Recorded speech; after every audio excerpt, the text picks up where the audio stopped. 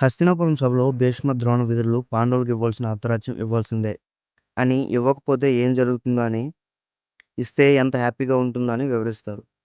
ఎట్టకేలకు ధృతరాష్ట్రుడు తప్పక అంగీకరించి విదురుల్ని రాయబారం కోసం ద్రుపదపురానికి పంపిస్తాడు.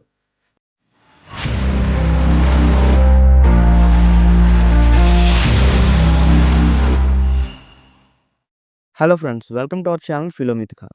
మహాభారతంలోని మరో ఆసక్తికరమైన ఘట్టంలోకి తిరిగి స్వాగతం.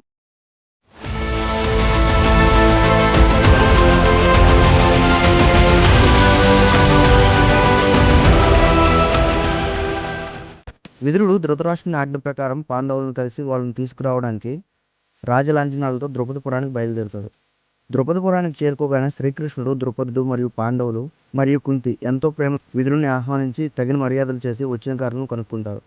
విదురుడు తాను ధృతరాష్ట్రుడు పంపగా వచ్చానని, పాండవులకు హస్తినను వీడి వెళ్ళిన తర్వాత జరిగిన లక్క ఇంటి దహనం గురించి, భీష్మ ద్రోణాదులు మరియు తాను పురప్రజలు ఎంత దుఃఖించారో చెప్పి, ముఖ్యంగా ధృతరాష్ట్ర మహారాజు కూడా ఎంతో చింతించాడని, ఇప్పుడు మీరు బ్రతికే ఉన్నారని తెలిసాక హస్తిన మొత్తం ఎంతో ఆనందంగా ఉందని తెలియచేస్తూ, మీ పెద్ద తండ్రి అయిన ధృతరాష్ట్ర మహారాజు మిమ్మల్ని చూడాలని ఎంతో తపిస్తున్నాడని, మీకు అర్ధరాజ్యం ఇచ్చి పట్టాభిషేకం చెయ్యాలి అనుకుంటున్నాడని, అందుకు మీరు హస్తినకు రావాలని చెప్పి ద్రౌపదిని సంబోధిస్తూ, ద్రౌపది మహారాజా, దానికి మీ అనుమతి కావాలి అని శ్రీకృష్ణుని సంబోధిస్తూ, శ్రీకృష్ణ పరమాత్మ నీ ఆశీర్వాదం వారి పట్ల ఉండాలని చెప్పాడు.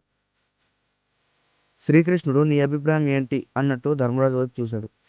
ధర్మరాజు అర్ధరాజ్యం ప్రస్తావన అటు ఉంచినా, అక్కడ ఉన్న వాళ్ళందరూ నా ఆత్మీయులు కదా, వాళ్ళతో ఉండడం మాకు ఆనందాన్ని కలిగిస్తుంది అంటాడు. ఇక ద్రౌపదుడు కృష్ణుడు విదురుని ఉద్దేశించి, నీవు ఎప్పుడు పాండవులు మంచి కోరేవాడివి కనుక నీ వెంట వారిని పంపుతున్నాం, ఇక వారి బాగోగులు చూసుకోవాల్సిన బాధ్యత నీది కూడా అని అంటాడు. ఇక పాండవులు శ్రీకృష్ణుడు ద్రౌపదుల అనుమతితో భార్యను, తల్లిని తీసుకుని హస్తినకు బయలుదేరుతారు. వారిని సాగనంపడానికి శ్రీకృష్ణుడు, దృష్టద్యుమ్నుడు సకల సైన్యంతో రాజలాంఛనాలతో హస్తినకు ప్రయాణం మొదలు పెడతారు.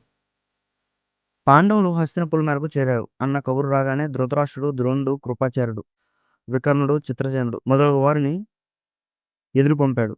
అప్పటికే హస్తిన ప్రజలంతా పాండవులకు ఎదురు వెళ్లి వాళ్ళ సైన్యంతో కన్నుల పండుగగా వస్తుంటే చూసి ఆనందంతో కన్నీరు పెట్టుకున్నారు. అలా అంతమంది ప్రజలు, సైన్యం వెంట వస్తుండగా రకరకాల రాజలాంఛనాలతో శ్రీకృష్ణుడు, దృష్టద్యుమ్నుడు, పాండవులు, ద్రౌపది, కుంతి హస్తినంలోకి అడుగుపెట్టారు. ధృతరాష్ట్ర, గాంధారి, భీష్మ, ద్రోణ, కృపాది పెద్దల కాళ్ళకు నమస్కారం చేసి రాజప్రకారంలోకి ప్రవేశించారు పాండవులు. అలా కౌరవులు, పాండవులు కలిసి విద్యలు, కొన్ని రాజ్య విషయాలు నేర్చుకుంటూ 5 సంవత్సరాలు గడిచిపోయింది. దుర్యోధనుడు కూడా అంతా బాగున్నట్టే, తాను మారిపోయినట్టే నటించాడు. ఒకరోజు ధృతరాష్ట్రుడు, భీష్ముడు, ద్రోణులు, విదురుడు, కృపాచార్య మొదలగు పెద్దవాళ్ళని పిలిచి, శ్రీకృష్ణుడు కూడా పిలిచి అందరి సాక్షిగా పాండవులకు ఇవ్వవలసిన అర్ధరాజ్యం ఇచ్చి రాజ్యాభిషేకం చేశాడు. ఇప్పటి నుంచి కాండవ ప్రస్థానాన్ని మీరు పరిపాలించండి అని చెప్తాడు.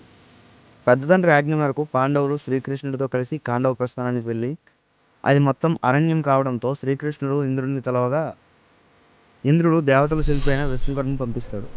వ్యాసుడు మొదలైన ఋషులు శాస్త్రోక్తంగా కావలసిన పూజలు చేసి ఎక్కడ రాజధాని కట్టాలో నిర్ణయించి ఒక ప్రదేశం నిర్ణయించారు. విశ్వకర్మ ఇంద్రుని రాజధాని అయిన అమరావతికి వీటుగా ఒక నగరం నిర్మించి పాండవులకు ఇచ్చాడు. దీనికి ఇంద్రప్రస్థానం అని పేరు పెట్టారు. ఇంతవరకు చూసారంటే ఈ వీడియో మీకు ఖచ్చితంగా నచ్చే ఉంటుంది. అయితే వెంటనే ఈ వీడియోని లైక్ చేసి మన ఛానల్ని సబ్స్క్రైబ్ చేసుకోండి. మీ విలువైన అభిప్రాయాన్ని కామెంట్ రూపంలో షేర్ చేయడం మాత్రం మర్చిపోకండి. జై హింద్, జై శ్రీకృష్ణ.